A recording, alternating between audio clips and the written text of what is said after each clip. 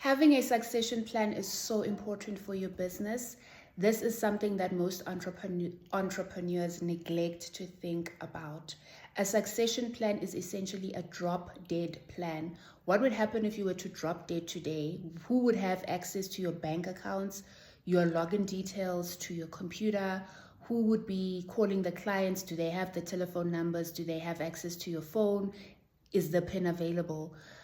If the answer to all of these questions is no, then you need to really put a system in place where you are transitioning yourself from just being a lifestyle orientated business, where you are the one who is hosting all the intellect in your mind. The business must have a system in place where you have templates that can be used by anyone in the organization to access information. And people need to know how the business runs and what works and what's the system and what's the protocol in the event of a crisis, in the event of doing normal regular work. What are the standard operating procedures of the business? And in order for this to happen, you need to have a way, a succession plan that gives you a way out. You have an exit strategy, be it 3 to 5 years. It doesn't have to be something that's immediate. It doesn't have to be something you do today or tomorrow.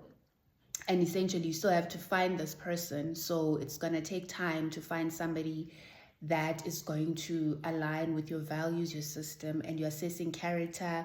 You are assessing skills gaps because you also want to make sure you train the person appropriately so they can take the leadership reins and scale the business from where it is to the next level. So think about your succession plan.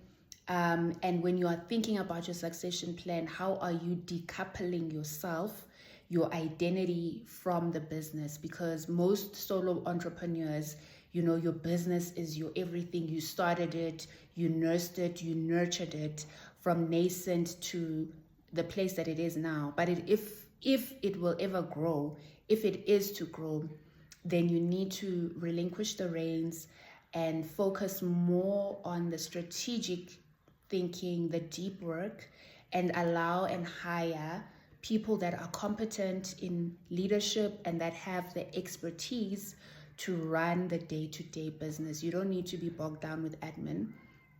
Yours is to think strategically. You are invited to strategic meetings with the managing director once in a while. You're no longer going to status meetings. You're no longer copied in every single email. You're no longer the one chasing suppliers down for, deadlines, or you are the one who's putting out the fires. It should not be that way. You have